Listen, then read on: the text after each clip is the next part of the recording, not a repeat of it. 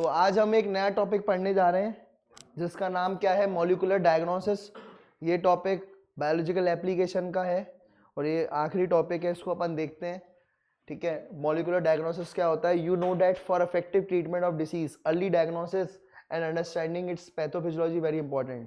पहली लाइन क्या कह रही है एनसीईआरटी की?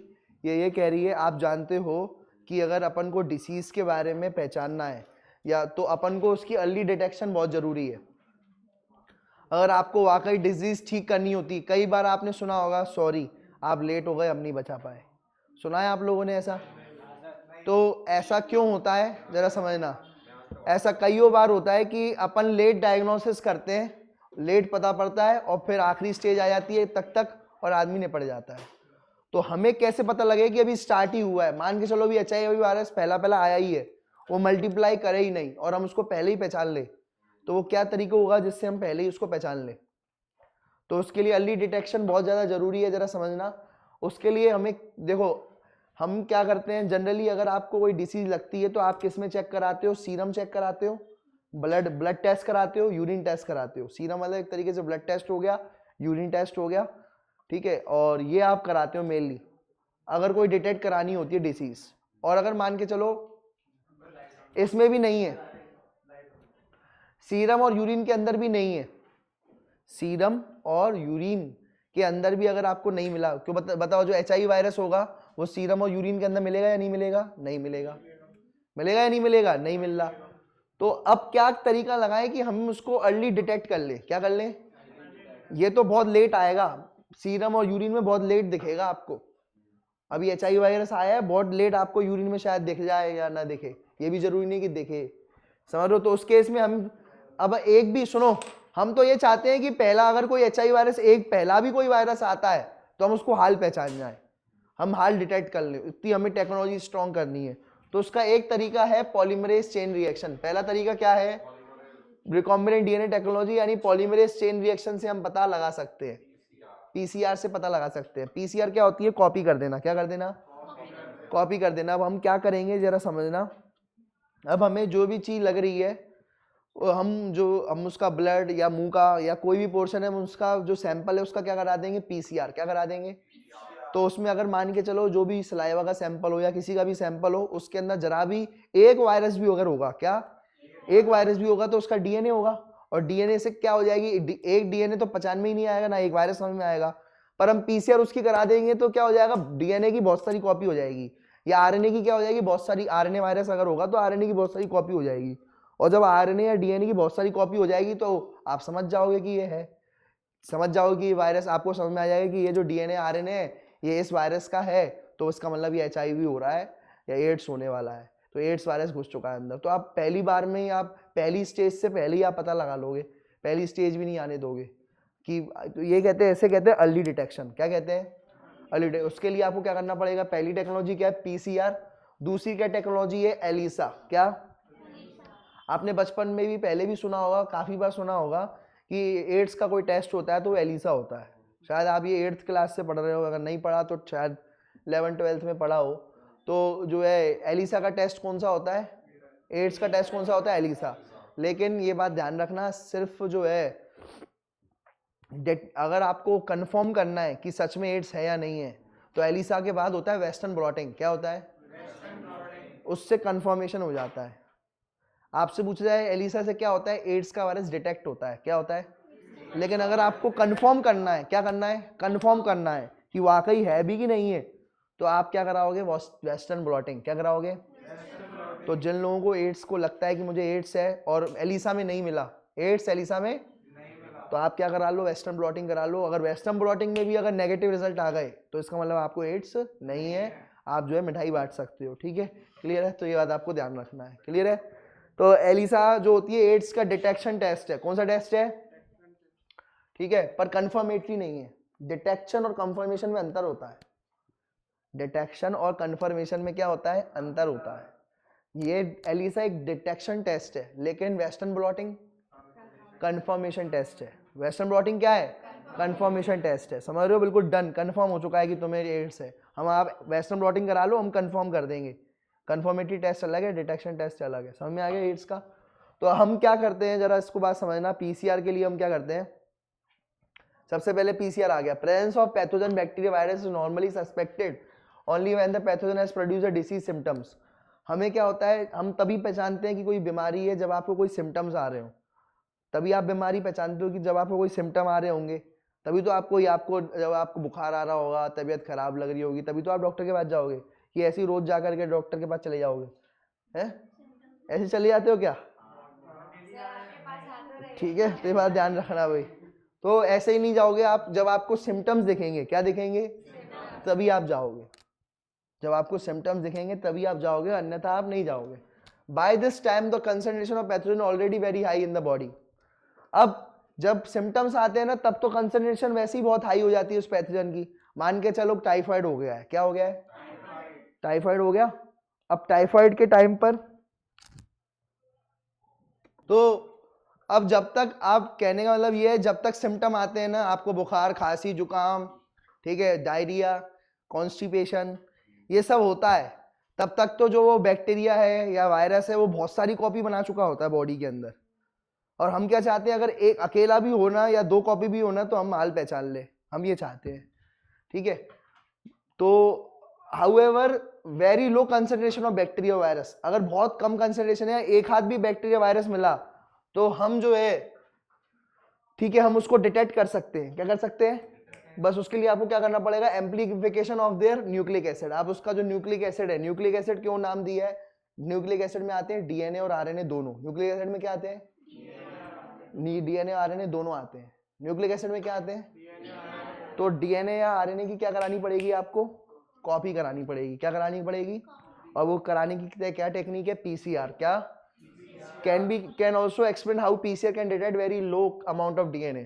ठीक है, पीसीआर जो होता है वो बहुत कम मात्रा में डीएनए जो है वो क्या कर सकता है, डिटेक्ट कर सकता है। क्यों, पीसीआर से एक भी डीएनए होगा, वो एक की मिलियन कॉपी बन गई थी, याद है, बिलियन छोड़ो कितनी, तो बिलियन कॉपी तो दिखेगी ना तुम्हें।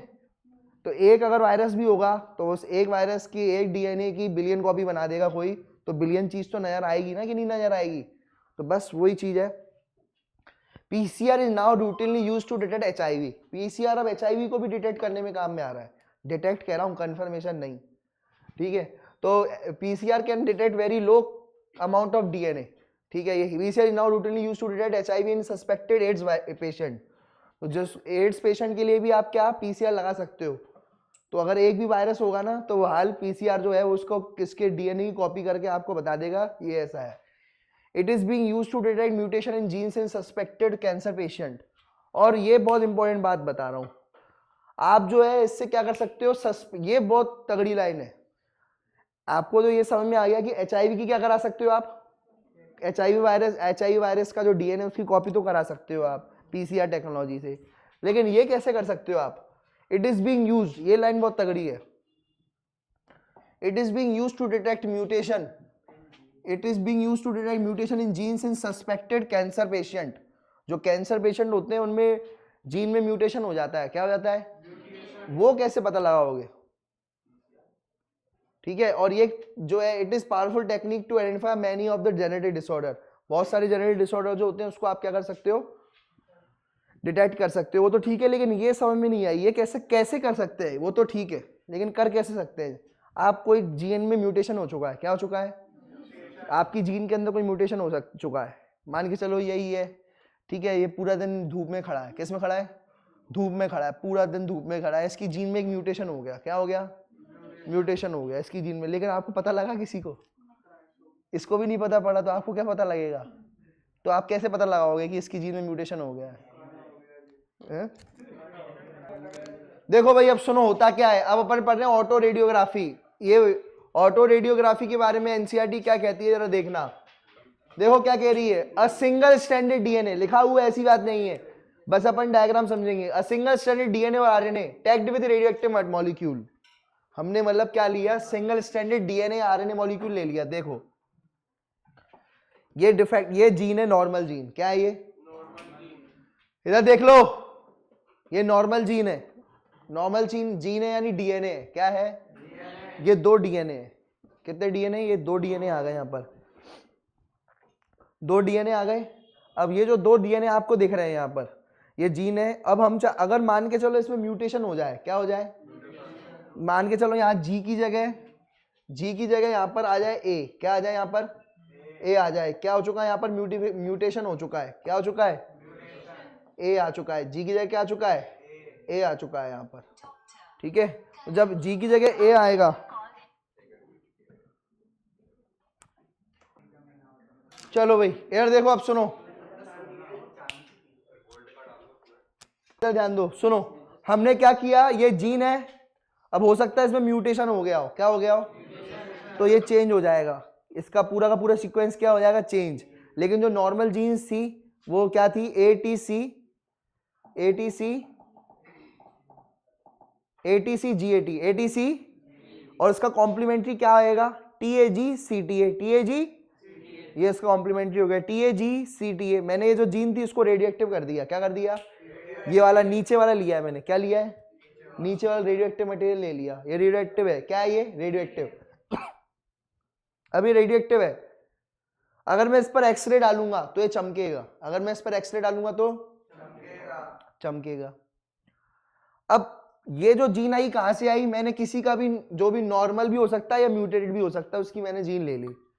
नॉर्मल होगा तो यहाँ पर जी रहेगा, और अगर एबनॉर्मल होगा या म्यूटेटेड होगा तो यहाँ पर जू की जगह क्या आ जाएगा, ए आ जाएगा उदाहरण के तौर पर, और यहाँ पर ए की जगह यहाँ क्या आ जाएगा, सी की जगह क्या आ जाएगा, टी, तो ये म्यूटेटेड हो गया।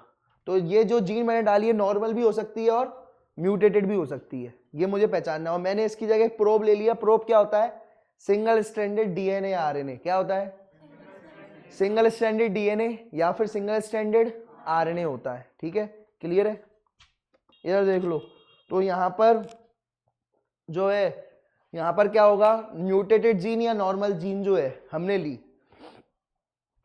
क्योंकि जो म्यूटेटेड जीन है does not appear on photographic field, जो म्यूटेड, अगर हम क्या करेंगे, ये प्रोब ले लिया, ये रेडियोएक्टिव मटेरियल है, ये सिंगल स्ट्रैंडेड डीएनए या आरएनए है जो कि कॉम्प्लीमेंट्री है, जो कि क्या है, कॉम्प्लीमेंट्री है, किसके कॉम्प्लीमेंट्री है, जीन के वाले स्ट्रैंड के, इस वाले स्ट्रैंड के क्या है, कॉम्प्लीमेंट्री है, ये मैंने ले लिया। और यहाँ पर मैंने क्या डाल दी, इन्फेक्टेड डाल दिया, तो क्या हुआ यहाँ पर बताया जा रहा है, ठीक है, the clone having the mutated gene will hence not appear on the photographic film because the probe will not have complementary with the mutated gene. The clone having the mutated gene will hence not appear on the photographic film. ठीक है Elisa, देखो क्या होता है, कहने का मतलब ये है, देखो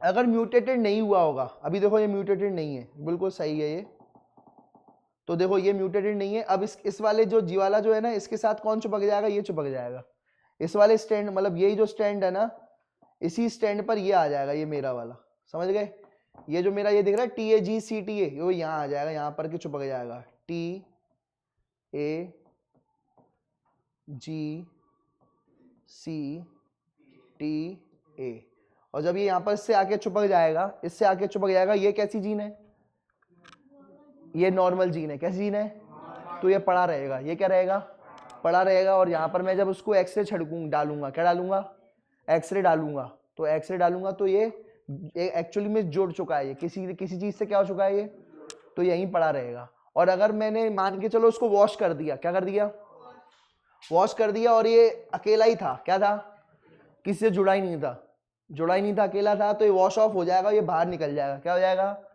तो वॉश करने के बाद फिर मैं एक्सरे छिड़कूंगा, क्या डालूंगा इस पर, वॉश करा, अगर सिंगल होगा तो निकल जाएगा, सिंगल होगा तो, और अगर डबल होगा तो नहीं निकलेगा, मतलब आपने कभी देखा होगा कि अब जो है ना, कई ऐसे पब वगैरह होते हैं, उसमें अगर जोड़े हैं, ठीक है, जोड़ी में अगर जो ऐसा कुछ होता है कि नहीं होता है, अगर आप कपल में आ रहे हो तो अलाउ है, या आप रह सकते हो, अगर चेकिंग हो गई तो जो सिंगल है उसको क्या करना पड़ेगा, जाना पड़ेगा, वॉश ऑफ कर दिया जाएगा, जाना पड़ेगा उसको, क्या करना पड़ेगा, जाना होता है क्या नहीं होता, ऐसा होता है। चलो इधर देखो, सुनो, तो इधर देखते जाओ भाई, सुनो, तो यहाँ पर जो है, ठीक है, तो यहाँ पर अगर मैं बात करूं तो यहाँ पर पब वगैरह जो है उसमें समझ में आ गया। ये सिंगल वाला होगा तो उसको जाना पड़ेगा, सिंगल वाला होगा तो उसको क्या करना पड़ेगा, वॉश ऑफ कर दिया जाएगा, जाना पड़ेगा।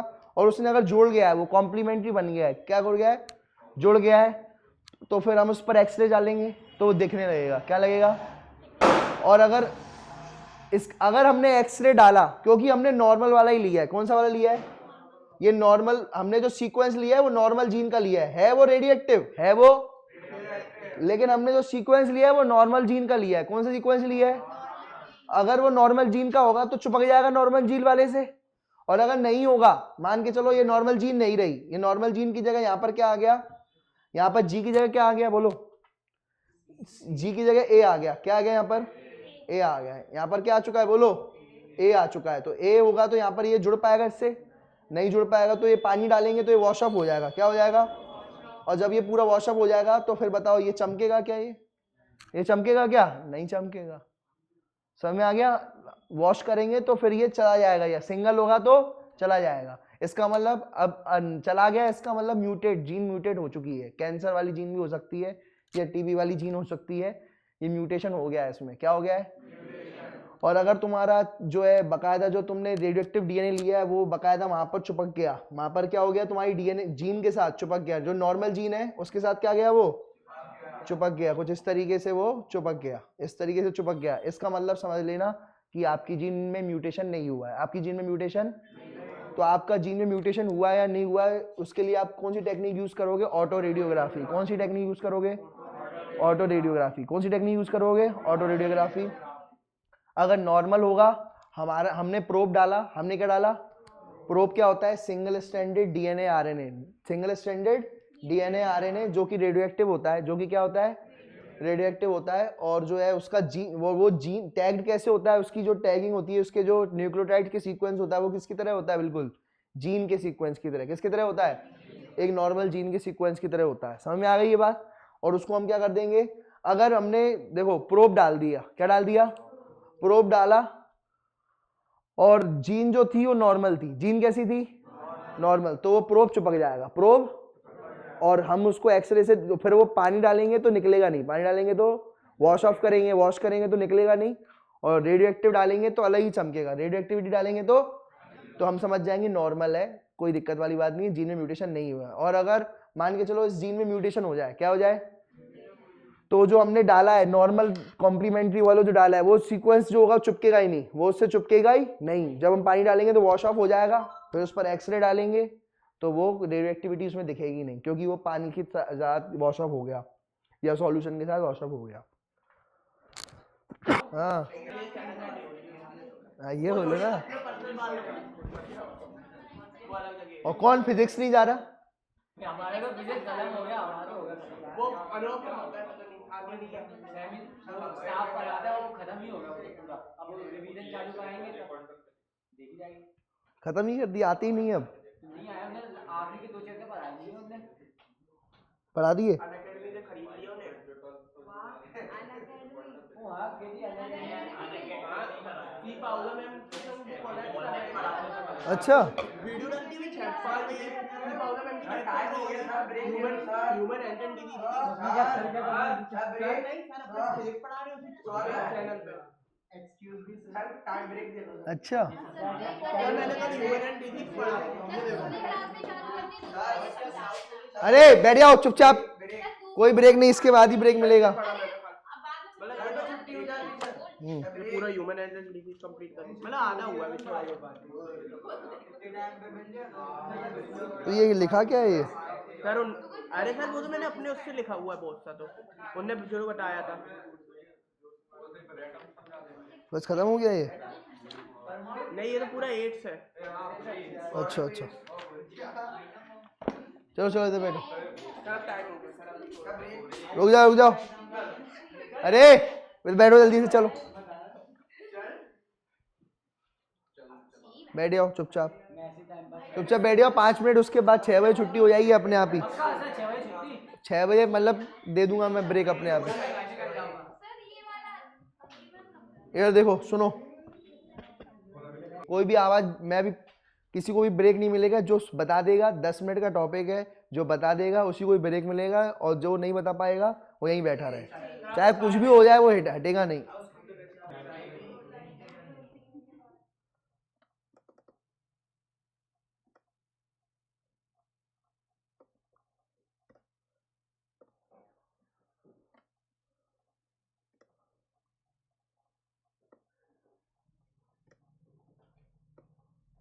इसकी पिटाई करनी पड़ी मुझे। चलो एड देखो, अब यहाँ पर जो है ध्यान रखना जरा, यहाँ पर मैंने ये क्या ले लिया, ये क्या ले लिया बेटा बताओ, HIV का एंटीजन है ये, और मैंने क्या एंटीबॉडीज इसमें डाल दी, क्या डाल दी, एंटीबॉडीज डाल दी मैंने। ठीक है इधर देखो भाई, ये एंटीबॉडीज मैंने इसमें डाल दी, कोई दिक्कत किसी को? तो मैंने यहाँ पर ये जो एंटीबॉडीज हैं इनकी खास बात है, ये सिर्फ और सिर्फ एड्स के साथ, एड्स वाले एंटीजन के साथ ही चिपकेंगी, उससे रिएक्शन करेंगी, बाकी किसी के साथ रिएक्शन नहीं करेंगी। आई बात समझ में? तो अब ये गई और वहाँ पर जो एंटीजन थे उनके साथ जा करके रिएक्शन कर ली उसने, क्या कर ली, क्योंकि ये एड्स के वायरस प्रोटीन थे। किसके प्रोटीन थे ये, जो कहाँ है, ब्लड में मिले हैं। किस में मिले हैं, ब्लड में मिले हैं। तो अब एंटीजन एंटीबॉडी रिएक्शन हो गई, कौन सी रिएक्शन हो गई, एंटीजन एंटीबॉडी रिएक्शन हो गई, और इसी पर ही कौन बेस्ड है, एलिसा बेस्ड है। अब एंटीजन एंटीबॉडी जब रिएक्शन हो गई, फिर क्या होता है कि अब जब रिएक्शन हो चुकी है ना, तो हम जो है क्या डालते हैं, एक है ना क्रोमोजेनिक सब्सटेंस डालते हैं। क्या डालते हैं, अब अभी नहीं डालेंगे क्रोमोजेनिक सब्सटेंस, या जो हमने, चलो क्रोमोजेनिक जो है, मेरी बात ये बाद में डालेंगे, पहले हम वॉश करेंगे। क्या करेंगे, जब मैं इसको वॉश करूंगा तो अगर इसके साथ रिएक्शन हो जाएगा तो ये तो चुपका रहेगा, इसमें क्या रहेगा, ये चुपका रहेगा, क्योंकि अगर रिएक्शन हो गई होगी तो, और अगर मैं रिएक्शन नहीं हुई होगी तो ये सारी की सारी हट जाएंगी, वॉश आउट हो जाएंगी। क्या हो जाएंगी बोलो, वॉश आउट। कोई रिएक्शन हुई नहीं, ये एंटीजन के है ही नहीं, तो ये पूरा का पूरा ही वॉश आउट हो गया, पूरा का पूरा क्या हो गया। ठीक है, ये है ना, ये एंटीजन उसके नहीं थे, HIV के नहीं थे, ये एंटीजन किसके नहीं थे, HIV के नहीं थे। तो पूरे की पूरी जो एंटीबॉडीज थी उनकी रिएक्शन हुई नहीं, और ये क्या हो गई, वॉश ऑफ हो चुकी हैं। क्या हो चुकी हैं बोलो, वॉश ऑफ हो चुकी हैं, पूरी की पूरी एंटीबॉडीज चली गई, ये चली गई, जो है ना चली गई। अब जब मैंने एक सब्सटेंस डाला, क्या डाला, तो ये जो सब्सटेंस है ये ऐसा सब्सटेंस है, अगर ये इस पर कोई एंजाइम इसको एक्ट करती है तो वो एंजाइम क्या करती है, सब्सटेंस को तोड़ देती है और कलरफुल चीज ले आती है। क्या ले आती है, कलरफुल। जैसे आप जो है गुब्बारा एक तरीके से, ठीक है, मैंने यहाँ पर जो है ना गुब्बारे को मैंने डाला, गुब्बारे को मैंने फाड़ा तो कलरफुल चीज निकल आई, होता है नहीं, ऐसे कलरफुल चीज निकलती है कि नहीं निकलती। जैसे कोई ऐसी कलरफुल चीज बताओ, कोई ऐसी चीज बताओ जो कलरफुल निकल रही हो, निकलती हो फाड़ने पर, है ना। तो समझ के चलना जरा। अब देखो हुआ क्या, तो हमने क्या कहने का मतलब बात समझ में आ गए कि हमने क्रोमेटिक सब्सटेंस डाला, लेकिन जब वो क्रोमेटिक सब्सटेंस फटेगा और उसको कौन तोड़ेगा, एंजाइम तोड़ेगी, तभी कलर आएगा। तभी क्या आएगा, तो जब तक ये क्रोमोजेनिक सब्सटेंस टूटेगा नहीं तब तक कलर नहीं आएगा। तो अब ये क्रोमोजेनिक सब्सटेंस यहीं पड़ा हुआ है, यहीं पर ही जो है ये क्रोमोजेनिक सब्सटेंस क्या है, पड़ा हुआ है, लेकिन इसका कोई कलर नहीं आ रहा, लेकिन उसका कोई कलर नहीं आ रहा। लेकिन अगर मान के चलो यहाँ पर कौन होता, अगर यहाँ पर कौन होता, एंजाइम्स, यहाँ पर एंटीबॉडीज होती, क्या होती, और एंटीबॉडीज और एंटीजन में रिएक्शन हो चुकी है, एंटीजन और एंटीबॉडी में क्या हो चुकी है, रिएक्शन हो चुकी है।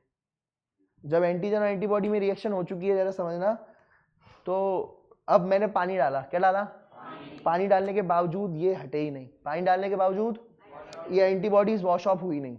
एंटीबॉडीज वॉश ऑफ हुई या नहीं हुई, अरे बोलो, एंटीबॉडीज वॉश ऑफ ही नहीं हुई, और एंटीबॉडीज वॉश ऑफ नहीं हुई, फिर मैंने क्या डाला, क्रोमोजेनिक सब्सटेंस। क्या डाला, ये जो क्रोमोजेनिक सब्सटेंस मैंने डाला, ये जैसे ही इनके कांटेक्ट में आया एंजाइम्स के, जैसे ही किसके कांटेक्ट में आया, एंजाइम्स के कांटेक्ट में आया, कलर बना, कलरफुल हो गया। कैसा हो गया, कलरफुल हो गया ये पूरा का पूरा। तो एक कलर आ गया, ब्लू कलर हो गया। कौन सा कलर आ गया, ब्लू कलर आ गया। तो पूरे में क्या आ रहा है, ब्लू कलर। क्या आ गया, अगर ब्लू कलर आ गया तो समझ जाना कि HIV पॉजिटिव है। क्या है, HIV पॉजिटिव। और ब्लू कलर नहीं आया, जो पुराना वाला केस था, इसका मतलब HIV पॉजिटिव नहीं है, यानी HIV के एंटीजन ब्लड में नहीं है, तो नेगेटिव आ जाएगा। अगर ब्लू कलर आ गया तो पॉजिटिव। अब ब्लू कलर आया है तो कितना डार्क आया है, ब्लू कलर आया है तो जितना ज्यादा डार्क आया होगा उसका मतलब उतने ज़्यादा एंटीजन है, उतने ज़्यादा इसका मतलब HIV वायरस उसमें घुसा हुआ है। समझ में आ गया? ज़्यादा HIV एंटीजन होंगे, ज़्यादा HIV वायरस होगा उसमें।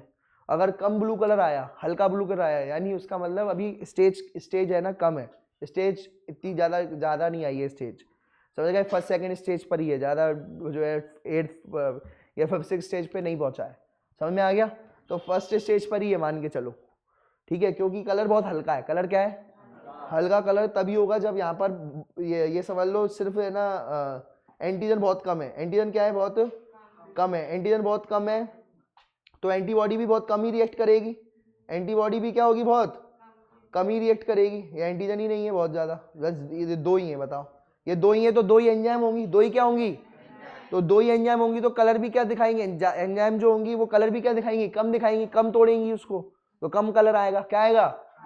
और ज्यादा एंटीजन होंगे, ज्यादा HIV वायरस होगा। ज्यादा HIV वायरस होगा तो ज्यादा एंटीजन होगा, ज्यादा एंटीजन होगा तो ज्यादा कलर आएगा। समझ में आ गया या नहीं आ गया? तो ये भी आप इससे पता कर सकते हो। इसका नाम अब सुन लो, अब समझ में आ जाएगा इसका नाम क्यों रखा, एंजाइम्ड लिंक्ड। क्या एंजाइम लिंक्ड है एंटीबॉडी के साथ? एंजाइम्ड लिंक्ड इम्यूनो।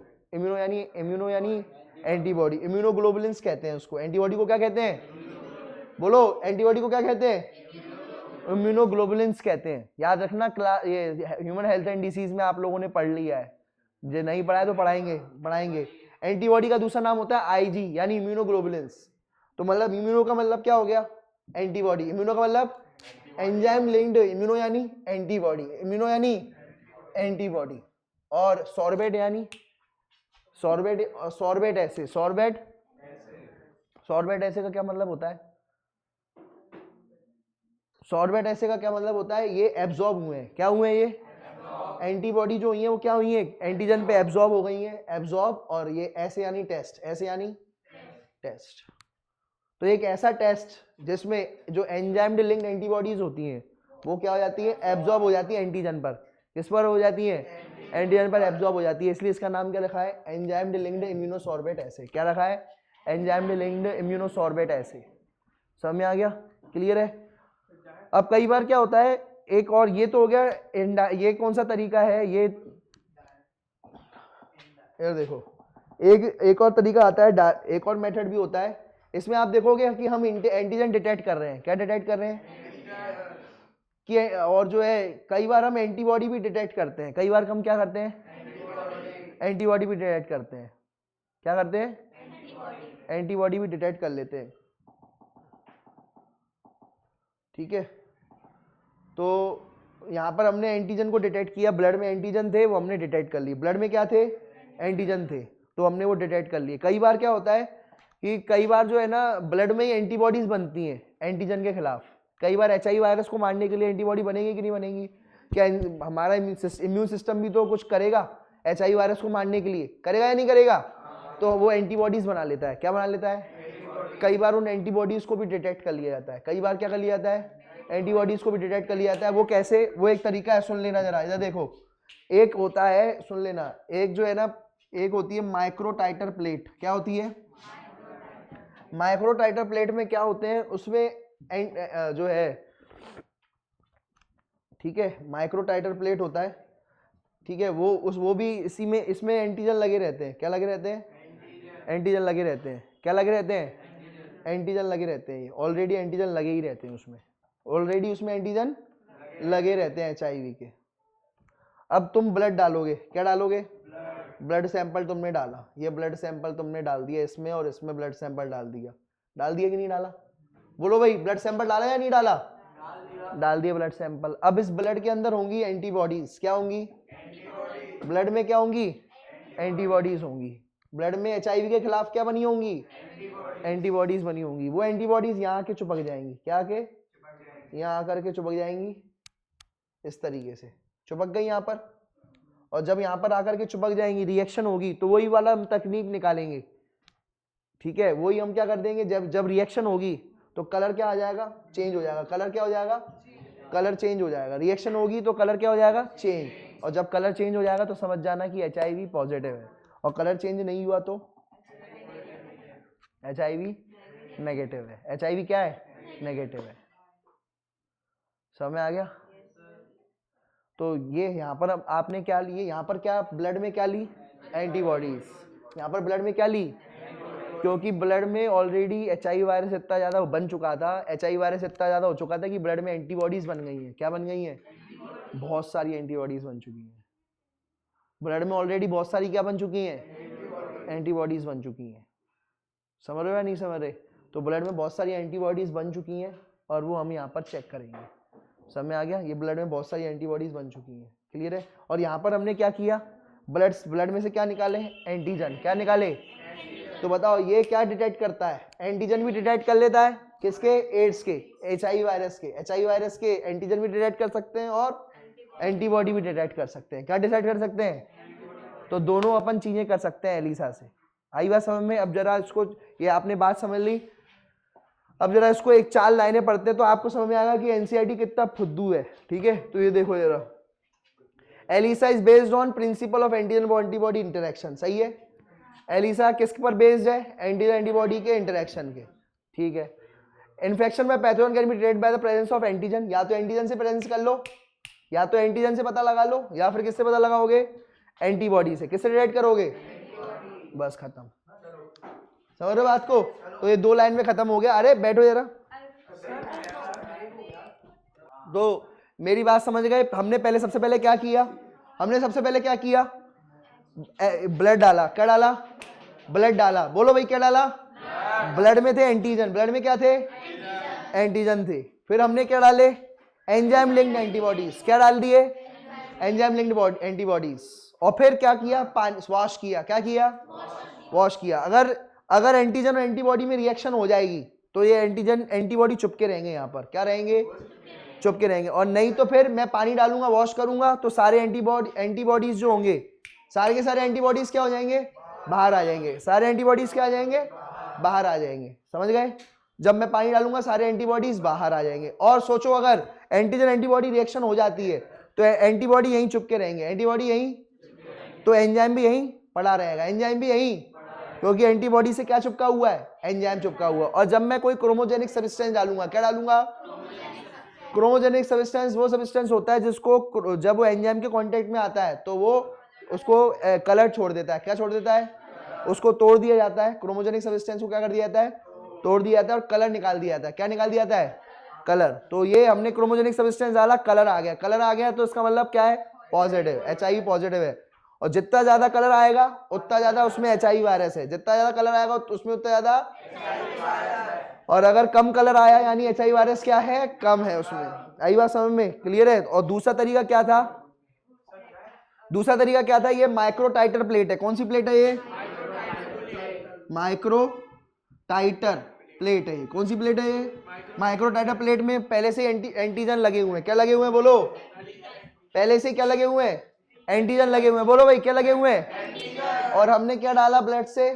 ब्लड में क्या डाला? ब्लड में क्या होती है? एंटीबॉडीज। क्या है ब्लड में? एंटीबॉडीज। और जब ब्लड में एंटीबॉडीज हैं तो जैसे ही वो एंटीबॉडीज और एंटीजन मिलेंगे तो क्या हो जाएगा? कलर आ जाएगा, रिएक्शन हो जाएगी, कलर आ जाएगा। कलर आ जाएगा यानी समझ जाना क्या है? पॉजिटिव है। क्लियर है?